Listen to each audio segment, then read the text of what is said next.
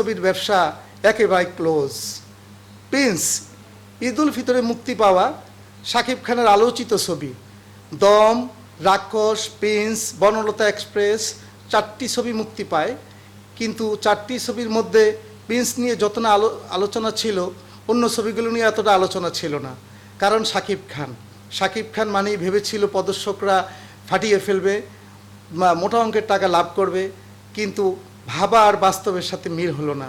Prince মুক্তি পাওয়ার সময় table collection পায় 3,46,00,000 টাকা, অন্যান্য সিনেপ্লেক্স থেকে প্রায় 1 কোটি টাকা, ওটিটি প্ল্যাটফর্ম থেকে 1,10,00,000 টাকা, সর্বোপরি প্রায় 6 কোটি টাকা কালেকশন করেন প্রযোজক শিরিন সুলতানা। কিন্তু শিরিন সুলতানা নতুন প্রযোজক হিসাবে তার ধারণা ছিল শাকিব খান মানেই প্রায় 50 কোটি টাকা লাভ করতে সক্ষম হবে, কিন্তু চিন্তা আর বাস্তবের সাথে মিল খুঁজে পাননি শিরিন সুলতানা। শাকিব খানও যে আশা দেখিয়েছিলেন তার ছবি মানেই মার কাট, তার ছবি মানেই 70-80 কোটি টাকা, আসলে ভাবা আর বাস্তবের সাথে মিল খুঁজে পায়নি প্রযোজক। ছবিটি যারা দেখেছে ঈদ উল ফিতরে, ছবিটিতে অনেক অসঙ্গতি রয়েছে। ছবির প্রথমেই ছবির গল্পে লাইন আপ ছিল অনেক দুর্বল, ছবিটি কালার কারেকশনে ভালো ছিল না, ছবিতে এফেক্ট সাউন্ড ছিল না, এবং মজার ব্যাপার হলো কি জানেন, ছবিটির কোনো ফিনিশিং ছিল না। ছবিটির শেষ পর্যায়ে দেখা যায় সেন্সর সার্টিফিকেট পাওয়ার পরেও শাকিব শুটিং করেছেন।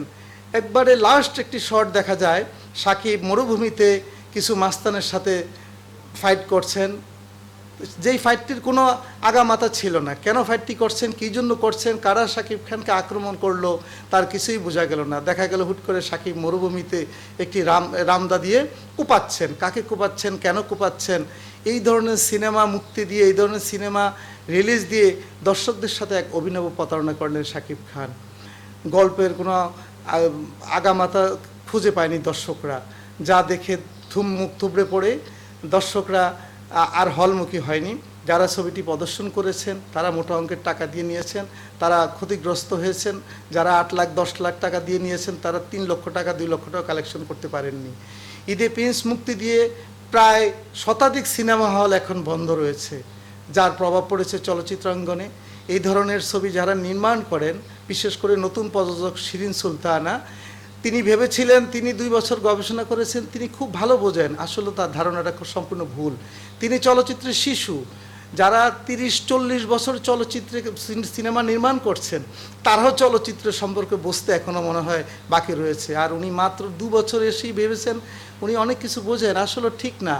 চলচ্চিত্র সম্পর্কে ছবি বানাতে গেলে এত মোটা অঙ্কের টাকা বিনিয়োগ করতে হলে আরও দক্ষ হতে হবে, আরও জ্ঞান অর্জন করতে হবে।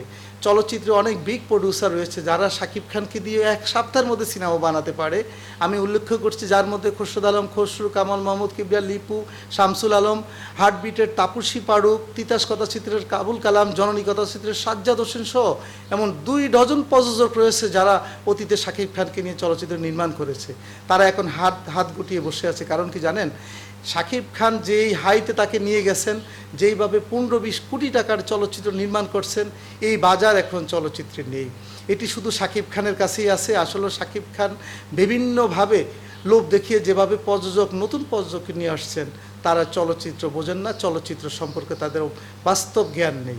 তাই চলচ্চিত্র নির্মাণে আরও জ্ঞান অর্জন করতে হবে, বিনিয়োগ করতে হলে আরও বিচক্ষণতার পরিচয় দিতে হবে। শুধু শাকিব খানের অভিনব প্রতারণা কথা শুনে এত মোটা অঙ্কের টাকা বিনিয়োগ করে লাস্টে দেখা গেল দেউলিয়ত্বের অবস্থা হবে। তাই নতুন যারা প্রযোজক আসবেন তারা আরও ভেবেচিন্তে সিনেমা বানাবেন, ভালো থাকবেন, অন্যকে